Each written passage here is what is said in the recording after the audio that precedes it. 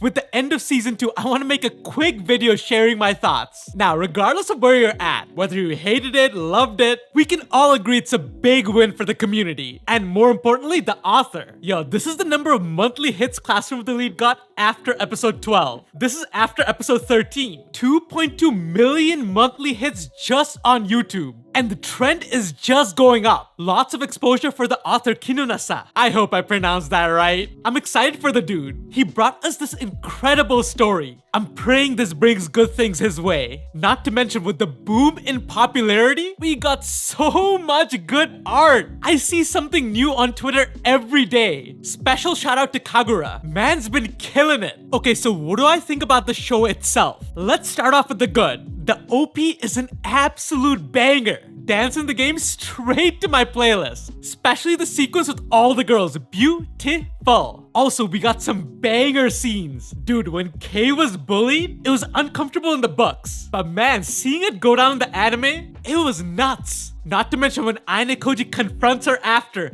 pinning her against the wall, offering the deal, Kei's reactions, all amazing stuff. And I'm so glad they included all the small talk they have during the festival. Them warming up to each other. Really fun to see. The race was hype. The cheering, the music, the badassery. Them showing Sato noticing him during the race was a nice touch. And Ruin's portrayal was fantastic. When it comes to smugness, man can give even Arisu a run for her money. The look on his face when he gets bamboozled, perfect. And bruh, Sato is so cute. Her voice actress was beyond great. Their whole confession scene had me smiling. And Kei being jealous was the adorable cherry on top. In fact, when it comes to cute Aine Koji and Kei moments, the show delivered. Also, seeing the Aine Koji group finally hang out, so relaxing. This scene doesn't get a lot of mentions, but I was looking forward to seeing Ruin and Kushida on the rooftop. I wanted to see the dumb look on her face when she finds out she got played. That was worth it. Also, seeing Hiyori animated, yes. I'm convinced she can bring about world peace with how sweet her voice is. 100% fits the character. When her face lights up, that's some good stuff. Also, the phone call needs a mention. The desperation in Kei's voice. How cold Aine Koji was. They got the vibe down right. And speaking of vibes, I got 2 words for you. Dragon Boy. God, I love that scene. Koenji being absurd. Arisu being smug. And Ruin being annoyed. Perfection. And man, I was shook. During the torture scene, they didn't hold anything back.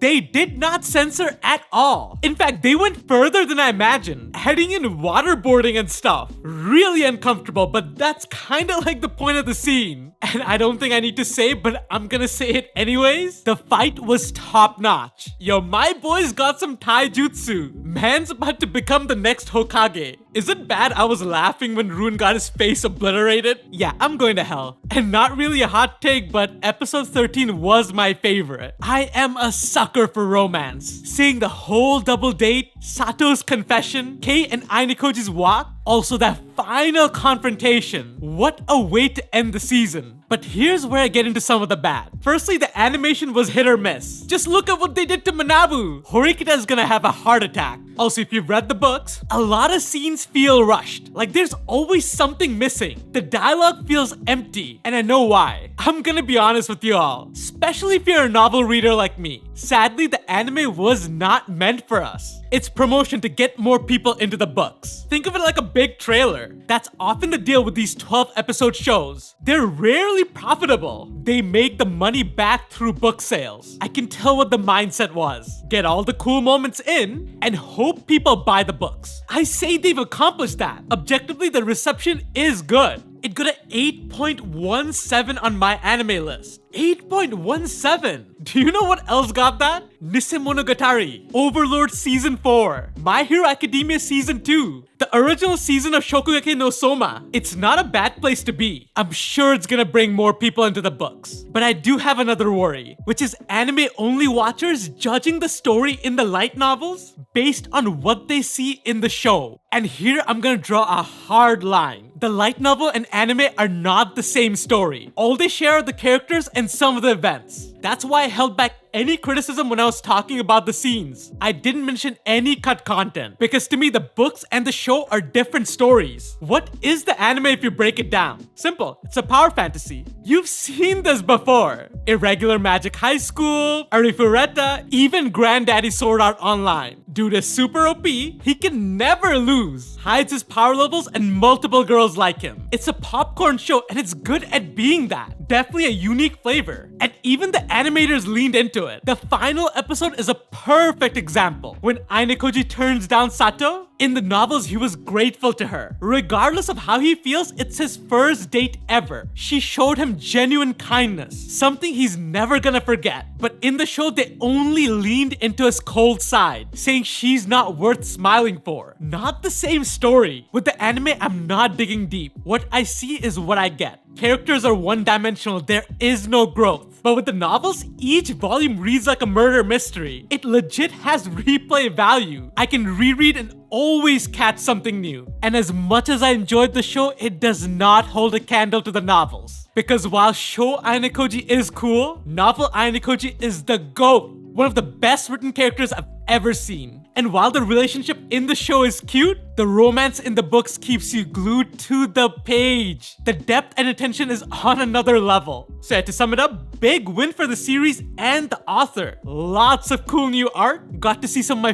favorite scenes animated. It did feel rushed, but given 12 episodes, they did the best with what they had. And while the anime is good, the story is way different in the novels. And we got some cool Nendros. I still can't believe they've done this. And hey, this is all just my take. Give me your thoughts down below. Let's get a discussion going. You know I read all the comments.